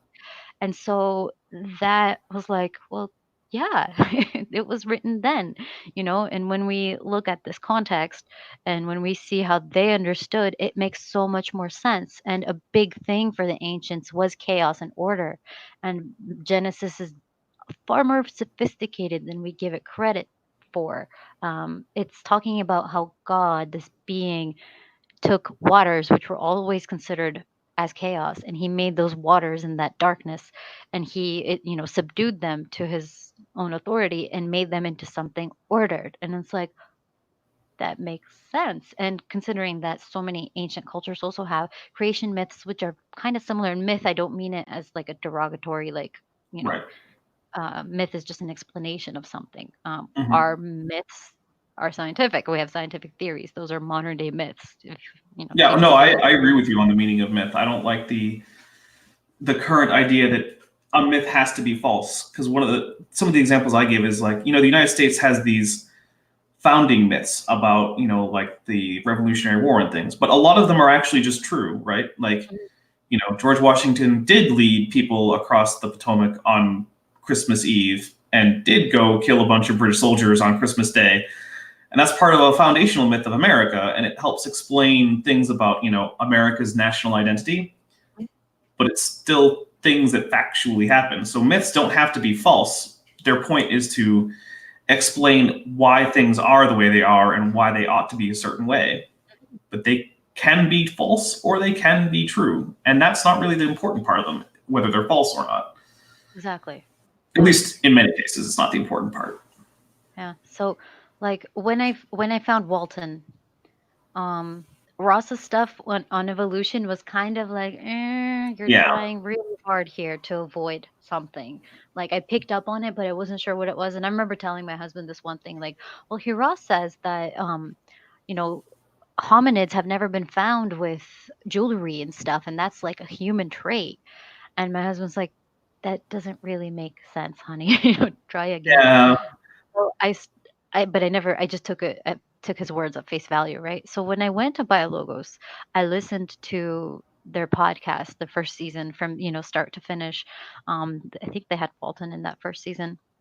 And I was just like, okay, Francis Collins, the head of the NIHS, he is a Christian and a scientist, and he works on genetics. And I Yeah. learned a little bit about genetics and how genetics does show evolution, and how, viruses insert themselves into DNA, and we have like similar retroviruses and just Mhm. like little things here and there that I picked up. And I'm like, if okay, Hugh Ross is an expert in his field. I tried to do a little bit of astrophysics. My math ain't great. I can't do astrophysics. He knows what he's talking about, and he can marry these things together. And he sees no problem with science except for evolution, and the Bible. Then who am I, this mere mortal who just doesn't have really much of a scientific background? Who am I to say, no, he's wrong? And like the evidence is right in your face, it's Right. right there. So I'm like, okay, Big Bang, we're done. Good. Now with evolution. And Paulogia's videos were incredible. There's this one called, I just watched it yesterday. Evolution is not origins. And there, I, when people talk about evolution, for evolution against creationists, I don't hear this often, and I feel like it has to be defined every single time. Evolution does not deal with dead becoming alive. Evolution Right. does not deal with non organic becoming organic. It only deals with changes in allele frequencies over time. That's it. It doesn't say that you get bigger and better and faster. It doesn't say that these adaptations are 100% for a benefit. It just says that there are changes, and that's it. That's done. Full stop. And when I learned that, because it was kind of mushed in my mind that, well, how can something dead become living, and then just, but that's a completely different thing. Evolution doesn't deal with that, and go out of the gaps argument, but like that could have been the spark of life that God, you know breathed in or whatever. And so when I looked at that, I was like, this makes sense. This just makes so much sense. And there's another video I came across about bunnies, how a lot of Christians say that we've never seen evolution in action. Not even Bunnies, remotely true. right? Yeah. So I believe that. I'm like, well, we've never seen it, so it must be true. But then I went and I found this video on YouTube. This guy was just saying, rabbits. There's this rabbit. First of all, when the Bible says kinds or whatever, it's not making a scientific claim. That No. we can't define it in a scientific way. That's not a taxonomical term. And so when I watched that video. The guy's like, well, there's these rabbits, and rabbits breed like rabbits, so we're able to, see over generations of rabbits, Rabbits do and breed like rabbits. That's true. yeah, very prolific. And so this rabbit can no longer breed with this type of rabbit, even though they're both rabbits. So now we consider them a different species because they cannot produce anything together. And like, oh, okay, it's very, there's no like cutoffs really anywhere. It's just like linear, and that just kind of, I'm like, oh, so we do see evolution in action. And then again with Pelagia, I was watching, he was saying about the steps thing, evolution is just an accumulation of changes over time, and there's no known mechanism that stops it. Mhm. Oh, guys, we're a rabbit. We can't, change into something else. No, there's nothing stopping these changes from whatever they're going to do. Right. And I'm like, oh, so basically just learning what evolution Yeah. is what kind of got me to be like, oh, that's it. Yeah. I just stopped. I find anyone who can adequately articulate an explanation of evolution is going to be someone who accepts evolution as true. Because in order to really be able to understand, like if you can learn enough about it to be able to understand how it works, then you know enough to know that it is in fact true. Mhm. And that's one of the reasons why I think creationists tend to misdefine it and misexplain it so often. Yeah. Although we do also have a comment for you from Vesta. I think it's Freyja, not really Mhm. sure, but she says, Kristina, my husband is Ukrainian. His great-grandfather was one of the first Ukrainians in Canada who settled in Star, Alberta, outside of Edmonton. That was almost Wow. 130 years ago. Wow. So cool. So, Huh. yeah. Ukrainians actually brought seeds for wheat, Oh, and a lot of the wheat that's grown in Canada are like from Ukrainian seeds. uh-huh. Stuff, yeah. And there's this cooking blog called Natasha's Kitchen, and Okay. whenever she makes Ukrainian buns or Russian like pastries and stuff, she sometimes says use flour from Canada because it's the closest to what we had back home for this recipe to work. Okay. Yeah, cool stuff. Well, I'll have to see if I can find flour from Canada. I don't know if that'll be easy here in Arizona, but Oh yeah. I might be able to get flour from Mexico. It might not work as well though. No, it won't. I'm sure it won't. Okay, we have a question from TD Lane. What does Kristina think the strongest evidence for evolution is? Oh, I was not prepared for questions, to be honest. But the strongest evidence for evolution probably would have to be the bunnies. That's a pretty straightforward evidence. More Genetic generally, evidence. yeah, sorry. I was just going to say, like the bunnies, I maybe generalize it to say just observed instances where things have evolved. Yeah, because it's change over time. It doesn't Yeah. necessarily mean and it's a change of populations. That's another really bad thing that creationists do is they say, well, have you ever seen a dog give birth to a non-dog? A dog kind, that's a very, very No, olden because time. that would totally disprove evolution if that was a thing that just started happening. Yeah, that's not evolution. Dogs do not give birth to non-dogs. It's just in a population of dogs over time. Actually, what is the next thing after dogs? We don't know because we just got dogs. But Well, wolves. whatever they will be, they'll still be dogs. True. Because that's now a clade. Once a clade forms, it's either going to go extinct or anything that comes out of it isn't going to ever get out of that clade. There You'll we just go. add new clades on top. Yeah. So, Yeah. So I So- think genetically and the bunnies thing. That's what. Yeah, got me. I tend to agree. And I mean, I'm a guy who does a lot of I do a lot of stuff with, paleo stuff. I have a series about extinct creatures that aren't dinosaurs, but sometimes people think are dinosaurs. I do a lot of stuff where people have been talking about the fossil record, whether it be human evolution or the bird evolution or whale evolution in terms of the various fossils. But it really is not the case that the fossil record is our best evidence for evolution.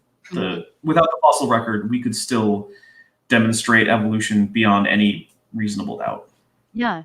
Yeah. Because we see it happening. We see change in allele frequencies over time. Yep. And you can also use just modern creatures and their morphology paired with their genetics to show common ancestry and how this all correlates. And TD Lane, as well as JG, both agree with you that, or I guess JG slightly disagrees. He says genetic evidence is the strongest for me, but TD Lane says observed speciation is the best evidence for him. And he says that preserved fossils are a close second.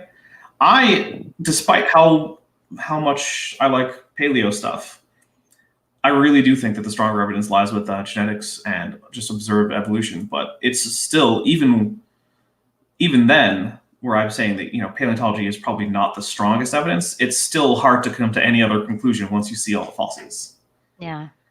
And going back to since you're a dinosaur, one thing that just like clicked in my mind. I was reading some dinosaur book to my son, and I'm like, look, the dinosaur laid eggs.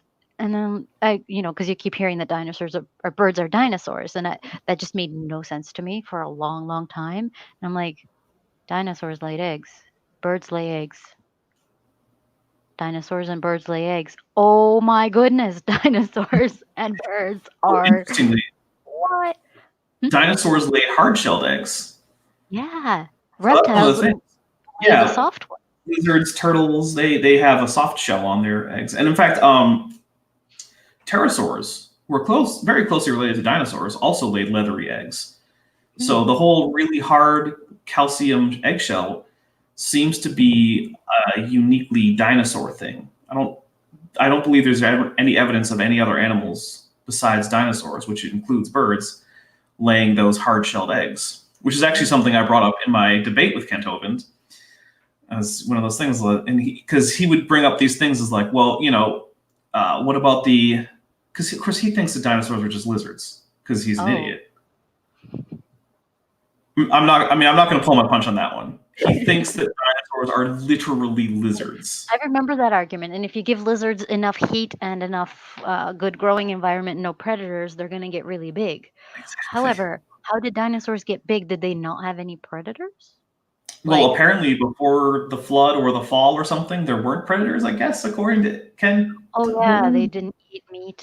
Or whatever. Yeah. No, after the fall they eat. But there's only like how many days between the fall and the full creation? The Bible doesn't say, right? Yeah, that's another thing. It's like, how long was that? I don't know. So yeah, it's none of that makes sense. And the thing is, you can't just scale up a lizard to get a dinosaur. But he goes, so in people telling him that, birds are dinosaurs, and that they've evolved from non-avian dinosaurs, he seems to imagine something that's just a big lizard with the anatomy of a lizard. And so he asks these questions like, well, how did these dinosaurs get these, this avian respiration system with the air sacs and the rigid lung? And it's like, well, we know that dinosaurs, at least theropods, had an air sac system all the way back to at least Allosaurus. So we've got hard evidence for that all the way back to the Jurassic. So that's a common designer. Oh, well, I memean, yeah. I think we had another. Let me double check the chat here. I think we had another comment or question. Hard eggshell. This is from Adam Morgan. Hard shell is important for how we sex Bobbit the T-Rex due to medullary tissues. Yes. Do you know about the medullary bone? I have no idea what any of that means. So, in order to get this calcium on the egg, female birds build up an extra deposit of this very porous, essentially softish bone inside some of their larger bones like the femur. And then that calcium is taken from that part of the bone and deposited onto the eggs when, it comes time to actually put the eggshell around. But what that means is if you can find medullary bone, you have a female. And so I believe it was Mary Schweitzer was the first person to do this. Dr. Mary Schweitzer, she cut open a T-Rex femur and found medullary bone. And she said, well, we know this was a female because only females lay down medullary bone. Wow. So yeah, that's it's very hard generally to determine the sex of extinct creatures because it's very infrequent that they preserve anything that is definitive. So for instance, like we know that some pteranodons had bigger crests than others. There were two basic size of crest for each species. There's two species of pteranodon that we have described. And in both, there are some of them with small crests and some of them with big crests, and there's not really much in between. So it's presumed that the bigger crested animals were male, but we can't prove that. How would you prove it? Right. And in fact, as far as I know, to this day, there's only one pterosaur find where the specimen has been successfully identified for sex, and it's a female. And we only know that because when she died, she was gravid, and there were preserved eggs. Okay. So but unless you find that, how do you tell? And the answer is, you can't really. You just kind of have to make an assumption that like the bigger crest probably are male because they might be a display structure, which makes sense. I'd say if I travel back in time to the Cretaceous to look at pteranodons, that would probably be a correct interpretation. But I can't. Even now, I can't know it. if you watch the Birds of Paradise with David Attenborough, the male birds are the ones with the plumes and the fancy stuff and the artwork, and the female birds are all like gray and brown, and they're meh. Yeah. So kind of maybe. Oh, and Vesta, at some point you need to send me a pronunciation guide because I feel horrible not knowing how I'm supposed to say your last name. I think it's Please. Freya. Freya? Maybe. Yeah. Might be. That's one of the things. I don't know. I don't know that's the thing that trips me up is I don't know what to do with the J.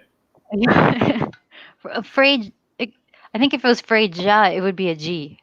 Maybe. I don't know. But anyway, she says to you, Kristina, I'm glad you harbor no animosity towards YEC and the Hand and Homans. My husband is a moderator for a suicide watch site, and and what is surprising is the number of angry young Earth creationists on the site. And yeah, it's definitely something that, I mean, people feel they are lied to. They don't feel lied to. They are lied to by Ken Tobin and Ken Ham. I don't know to what degree either of them believe the things that they say, but I know that they are aware that some of the things they say are just not true. So what?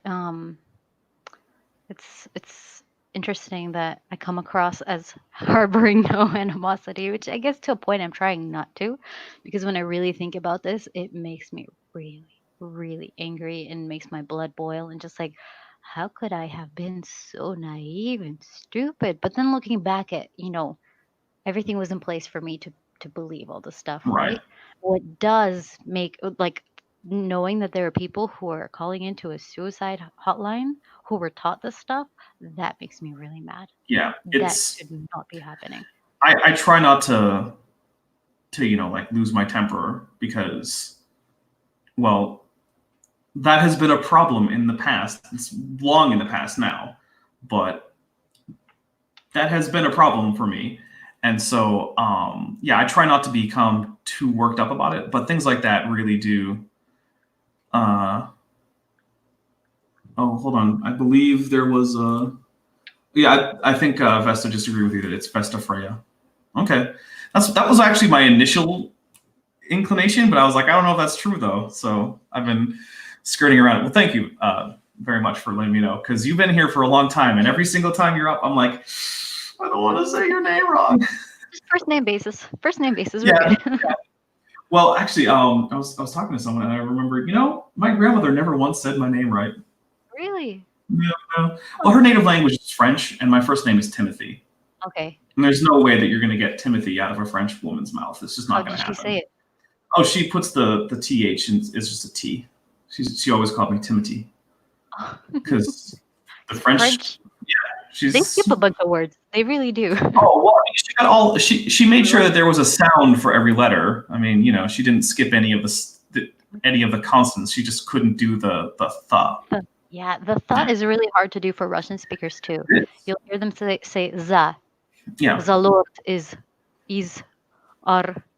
Whatever. Well, it's a very unusual sound in languages. It's common in Germanic languages, and it occurs in Greek and almost nowhere else in the world. Really? Yeah, it's very unusual. Huh.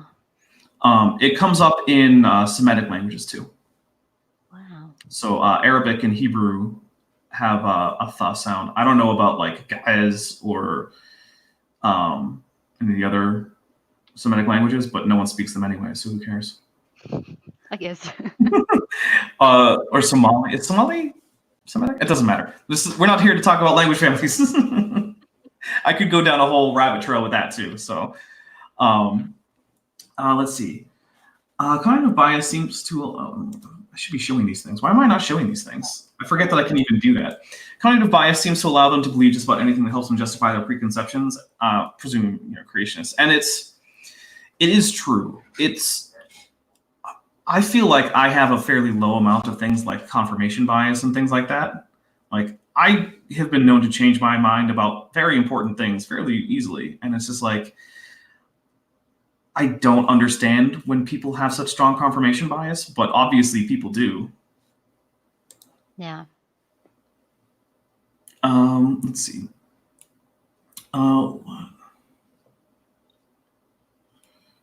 Okay. Well, we had a comment about the jelly egg. I missed it. I don't want to scroll up too far, but That was interesting. Yeah. have you seen one of the jelly eggs before? I never have. So apparently it happens when they don't sit in the nest before they lay the egg. If they run around a lot before there's a jelly egg. I've seen one.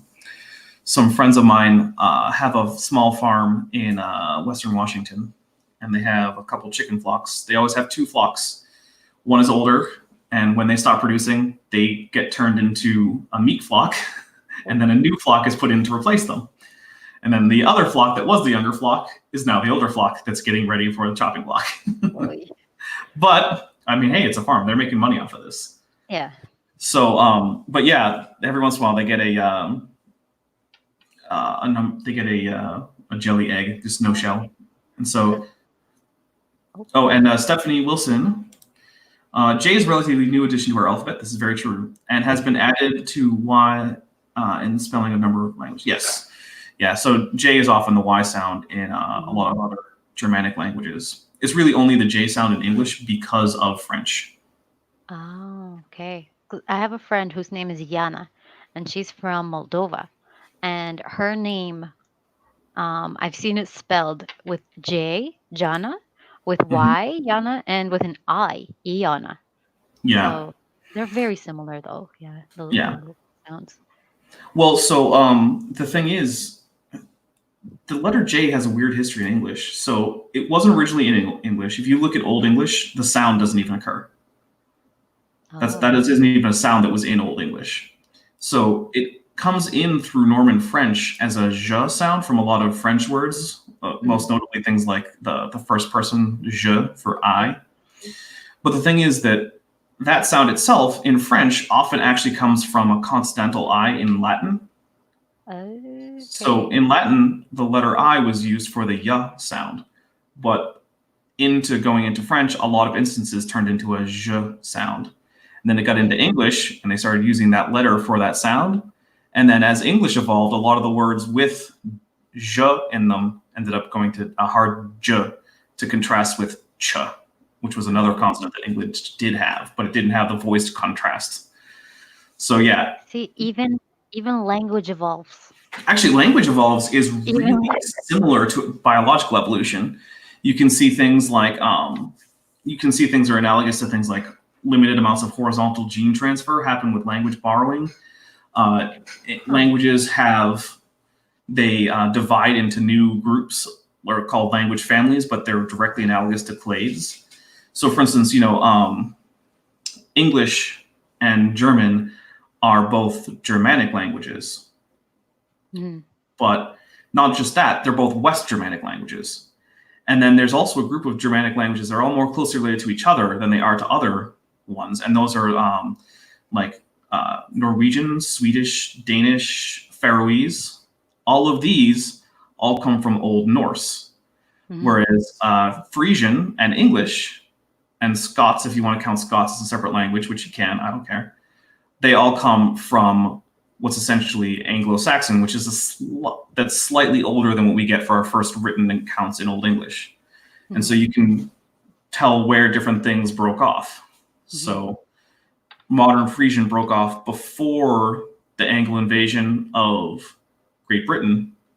And then Scots broke off from what's now modern English sometime around a little bit after the Norman invasion, because it still has a lot of those features.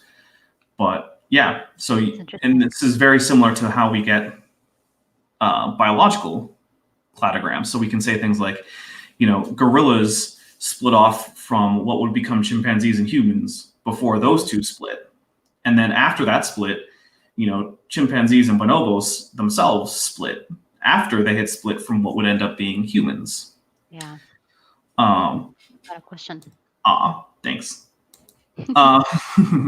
Where is, let's see.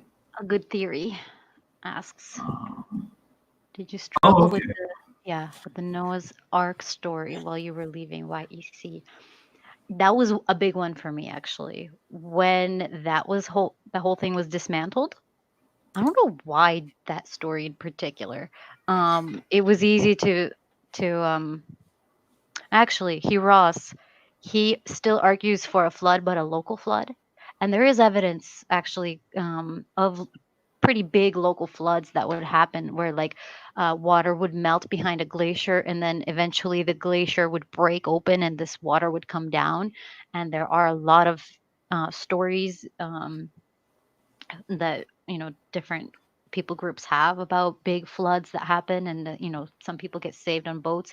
And if you lived in an area that's prone to local flooding like that, you would have things on the ready, kind of. Right. And so it kind of makes sense. You can see where these elements come into play. One of the biggest things, the videos from Potholder, how he explained how sedimentary rock, how sediments happen, and how no way the flood could have deposited all the layers of the Grand Canyon or whatnot, because they're all different types of rocks, not the same. And then actually, I was watching an excerpt of the Bill Nye and Ken Ham debate, and Bill Nye said there are no fossils of kangaroos going from Middle East to Australia. There are just none, absolutely none. There should be the amount of kangaroos that are in Australia. There should be one, at least one, and there has never been one ever found to our knowledge, which means, so where did kangaroos come from? How did they even make it there, Yeah, the fossil record of marsupials only occurs on 3 continents: South America, Antarctica, and Australia. Australia, yeah. And Tesla says, I thought they were launched out of volcanoes. I've heard of that. Yeah, I've heard of that. It's like so illogical. How long does it even take to fly that far? And you have to have a male and a female, at least a couple extras, just in case those don't have a soft landing. Like, it just makes no sense, Yeah. So once I heard that, I was like, yeah, and this story has nothing to do with salvation, if that's, the direction I want to go. And so it makes no sense. And then the logistics of it, like even modern shipbuilders today cannot build an ark that would be able to float completely out of wood. And the fact that Ken Ham, having $100 million, couldn't build with modern technology an actual boat, not a half building, half boat. He couldn't even build a boat that was safe to be in as a boat. Exactly. Where you need state-of-the-art equipment for ventilation alone. And someone told me, well, Noah was smarter back then because he was just a few lines from Adam, who was brilliant because he came from the hand of God, pre-programmed, whatever. And it's like, actually, no. Good try, but no. Like, if that makes you feel better, if you want to believe it, fine. Right. No. Yeah. And the thing is, I've been on a very big boat. I used to work on an aircraft carrier. I know the kinds of stuff that it takes to keep just a bunch of people alive. And yeah, if you told me, oh, hey, keep people alive on this ark, I'd just been like, nope, not going to happen. No. And the thing is, I mean, you couldn't just bring enough water. Just clean water, you couldn't have enough of it. Because the thing is, no.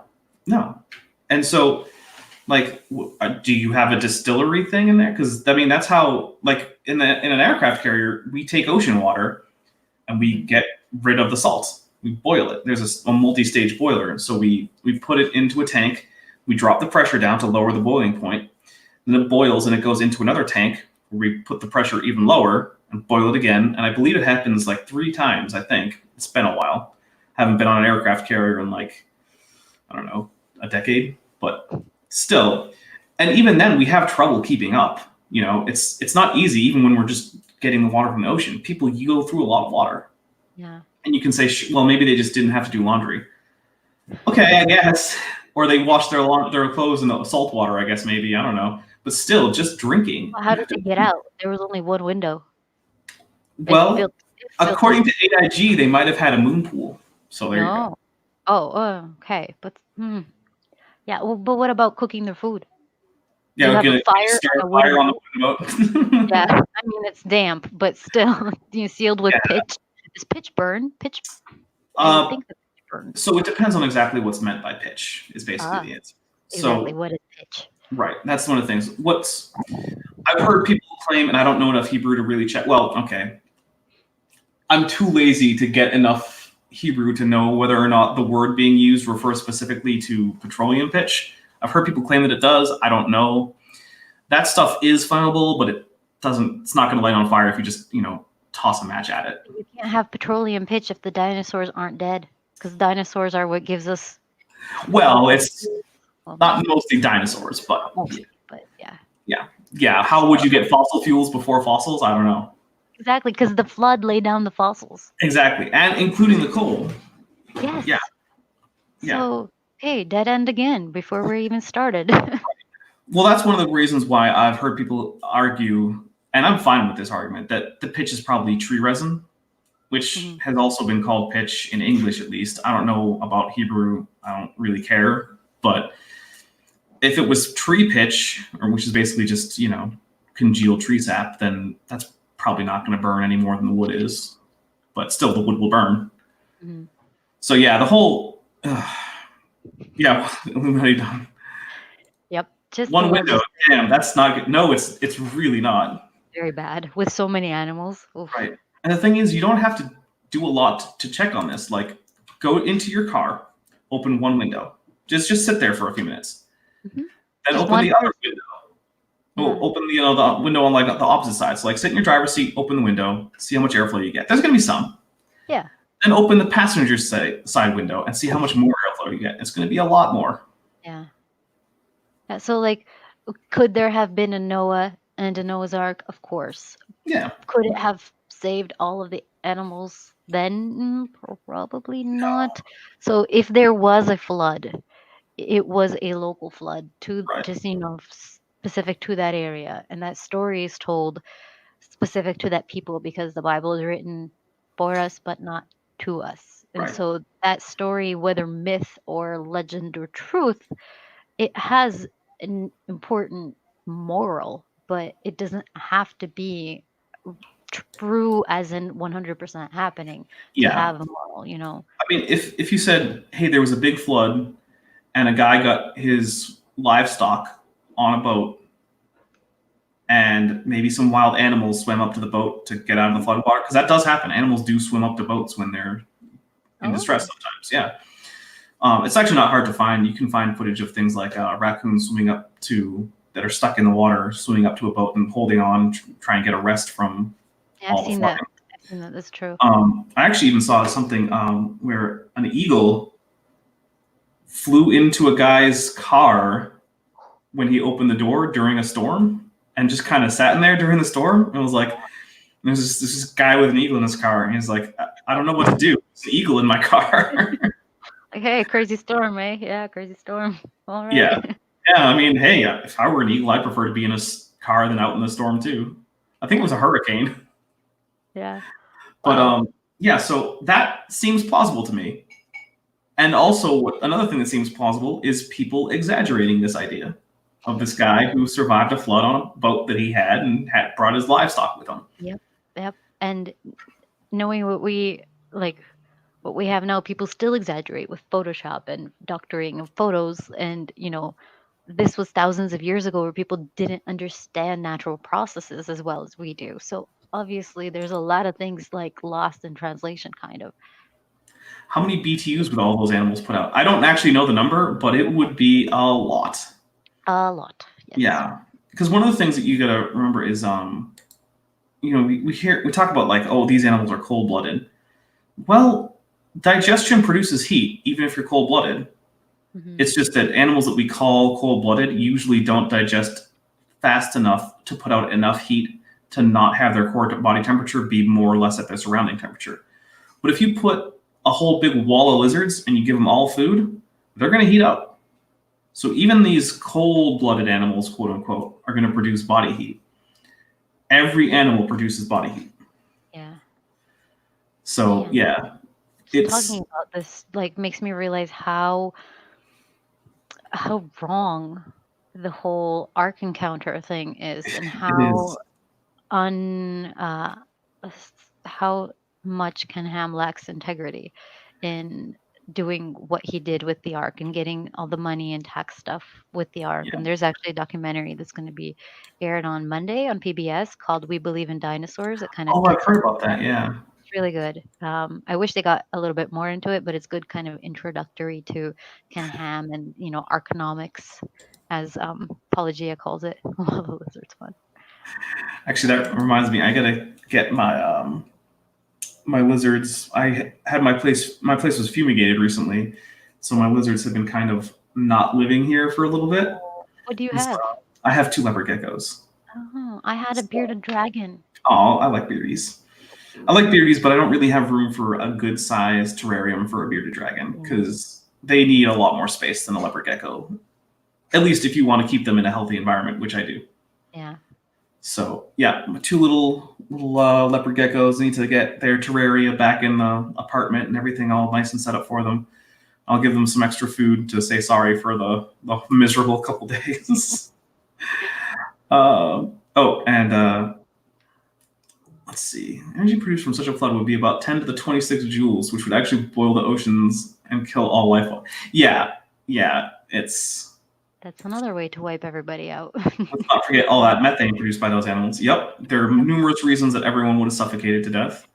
So I like to think of... You ever heard the term fractal wrongness? You know what a fractal is in math, right? Kind of. Yeah. It makes sense. Kind of figure out the meaning. So basically the idea is that this idea, the arc, is fractally wrong because no matter how deeply you look into it, it's always wrong for new reasons. Mm-hmm. You can look in, like, there are, every aspect that you look at it, it's wrong again and again and again. And every single detail about the whole story just falls apart. Like, you basically could go on forever listing things that are wrong about the arc story. And like when people talk about the Ark, they tend to forget it wasn't one of each, or like a male and a female. There wasn't 2 of each kind. When you read Genesis, it says bring 7 clean. Yeah, of the clean animals. Yeah, that raises the total number of animals by a whole lot more. And what were the clean animals? What animals did they have back then? So yeah, the whole Noah's Ark thing. I mean, it could have happened. I think if it did, it was a local flood. And Hugh Ross, he talks about it happening maybe 50,000 years ago or something. He really tries to make it work and tries to make it a thing. To me, it's not important to me. My kid has some, children's Bible stories, and there's Noah's Ark in there, and I'm like, it's a nice story, but yeah, we'll talk about this later when you're older. TD Lane says, lizards are cool. My personal favorite are snakes. And hey, snakes are a kind of lizard. I like snakes. I used to be terrified of them, but now I like them. Okay. What changed your mind there? Was it more science reading? It was more science reading, and I think my main reason was because the devil was a serpent. Oh. And realizing that the devil probably wasn't a serpent, literally. Right. And so kind of having that kind of switch that there's nothing inherently wrong with the snake or demonic with the snake or anything. It's just a snake. It's just they're just animals. Yeah. Some of them are dangerous. Most of them aren't at all dangerous. Humans are dangerous too, some of them. Oh, so, yeah. I mean, hey, pick which animal kills more humans. Humans or snakes? Oof. It's definitely humans. Yep. Way more humans kill humans than snakes. And that's going to always be true until like the extinction of the human species. Yeah, that's number 1 animal that causes human deaths is definitely humans. Yep. This is a sad note. Oh my gosh, let's change the tone. There were plenty of local floods in that region. It is the Iraqi floodplain after all. That's true. It is. People think of Iraq as just a desert because a lot of the area is.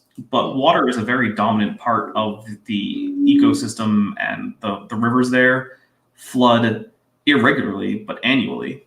Ah. You can't always predict exactly when it's going to happen, but they always flood. And oh, that's too bad. Tesla Ranger has ophiophobia. Tried to get over it, but Oh. I'm sorry. yeah. That's Spear of Snakes, in case my chat isn't up on their Greek. In which case, what are you doing? Go learn Greek. Just go do it. Learn some Greek. Greek is a fun language. Not including Australia. Well, yeah, okay. Australia is a special case where everything tries to kill you. Yeah, like the most deadliest fish and stuff are found in the waters Yeah. around Australia. It's like, welcome to Australia, a continent with no native primates, but that has a spider with venom that is instantly fatal to all primates. Like, oh, well, that's nice. Thanks, nature. That's wild. Yeah, by some quirk, the Sydney funnel-web spider has a venom that is extremely toxic to primates. And a single bite is often enough to kill a healthy adult human. Wow. And yeah, it's just like, thanks, Australia, for evolving this monster to kill primates, even though there are none. That's really interesting, actually. Let's see. There are not that many dangerous snakes here, only rattlesnakes, really. Unfortunately, most people don't understand that most of the snakes here are not only harmless to us, but very important. And yeah, that's the situation I have here. There are rattlesnakes here, but pretty much other than that, the snakes here aren't really dangerous. And even rattlesnakes, the reason they rattle is to warn you to go away. They don't want to. Yeah, listen to them.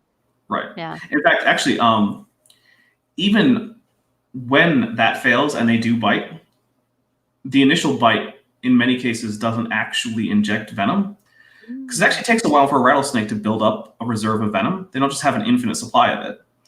And so if they can get you to go away without needing to use it, they prefer that, because the venom is there for them to help get prey. They don't want to use it on you if they don't have to. I see, good guy rattlesnake. Right, exactly. Just wants to be left alone. Just leave the rattlesnake alone. Yeah. We have a question. Tyler West. Yeah. I think you may have mistaken your name, though. It's Kristina, but that's okay. I get that all the time. What did Kristina think about Kent's idea that tigers chased all the kangaroos to Australia when you were a YEC? I actually didn't encounter that idea when I was YEC. I didn't even think about the kangaroos. I don't know why. I encountered it afterwards when I heard about the volcanoes and, all those things. I'm like, wait, what? That's what he believed? I'm so happy I don't believe that anymore. That's insanity. Yeah, you can dive down a deep rabbit hole with some of the creationist stuff. And I think one of the things is that a lot of these ideas aren't ideas that creationists came up with because they seemed like a good idea, and they aren't things that they talk about when they're talking to other creationists about creationism. These are ideas that they came up with as an answer to some question that they were challenged with. They need it to work. They need it to work, right? So they're going to be desperate to find anything that seems like it would make sense, because the alternative is believing in millions of years and evolution, and that's a no-no because, salvation, I guess, Yeah, it's, and that is one of the things I do think that I think there are two tiers of creationist claims. There's the one tier where this is what they tell each other when they're talking in group. So like Kent Hovind will get up and give a seminar. He's not going to talk about Australia and volcanoes shooting kangaroos or tigers chasing kangaroos to Australia, because why would he? If no one's going to bring it up and it's such a ridiculous thing, he's just going to let it go. But then then there's another set of claims that are when creationists are challenged by people who are not creationists. Mm-hmm. So that's when they come up with other things. Yeah, because that's when people ask the most questions, and the questions that really poke and prod at the ideas that they have, right? Right. Tyler, it's okay. No need to apologize. Oh. Yeah, it's sorry, Kristina.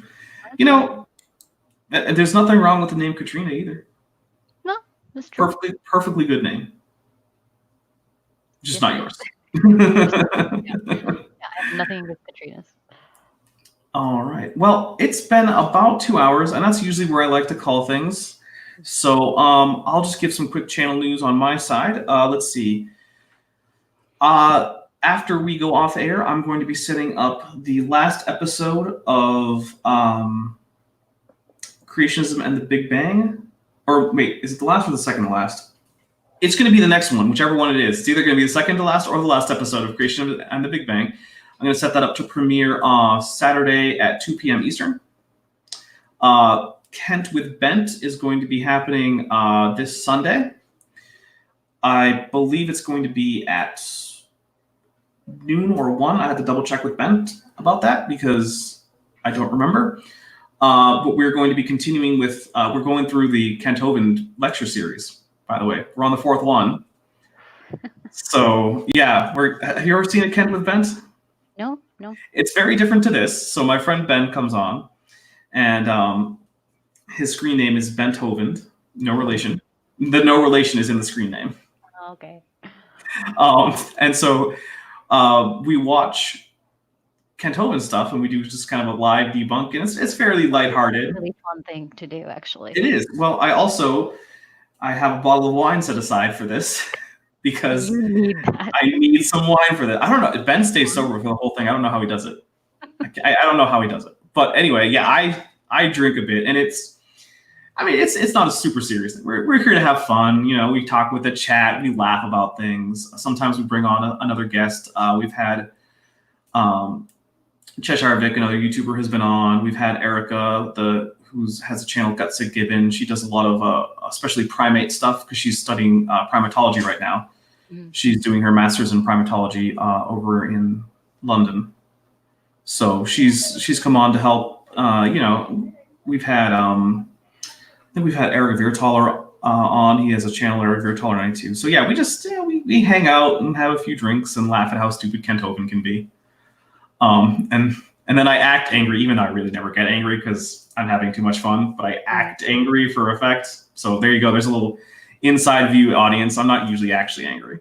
So yeah, that's going to be Sunday. And Ben is trying to see if we can set up a regular schedule for Kent with Bent, and we're thinking maybe Tuesdays. So we might be trying to do a more or less weekly thing on Tuesdays. I also have a edited together compilation of my Genesis Apologetics Should Apologize series. So if you want, you'll be able to click on a 2-hour video and watch the whole thing without my intro and outro segments between the episodes. There will be commercials though, so get an ad blocker if you want. I don't care. That's it for channel news, I believe. If you like this stuff, make sure you hit like. There are links in the description if you want to go to Patreon or my Teespring or whatever. Or don't. I don't care. I mean, I do care. Do it, but you don't have to. Kristina, do you have anything that you want to plug before we go off air? I am trying to start a blog. It turns out that you need a lot of time to write things, so I don't have that yet. But I do have an essay about my whole story that will be on the blog eventually. So once I get it up, I'll send you the link. We can put it in the description. Awesome. Yeah, I will add that. So if you're watching this in the future, first of all, hello from the past. I hope that the future is going well and that you have flying cars finally. But also check the description, because if you're far enough in the future, we may have a link to Kristina's blog, and you should check that out. Yeah, and I have a little meme page. It's called science.jesus.memes on Instagram, so you can follow me there. All right, well, there you go. Follow. I don't even have an Instagram. I barely have a Twitter.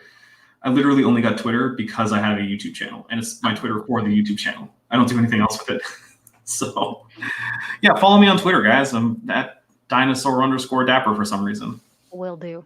Yeah. So that's all for today. Thank you so much, Kristina. I had a lot of fun. I think the audience had fun, and I think even more audience is going to have fun watching this after the fact. That will be great. Thank you. I had a lot of fun too. All right. Very fun, for lack of a better word. All right. Bye, everybody.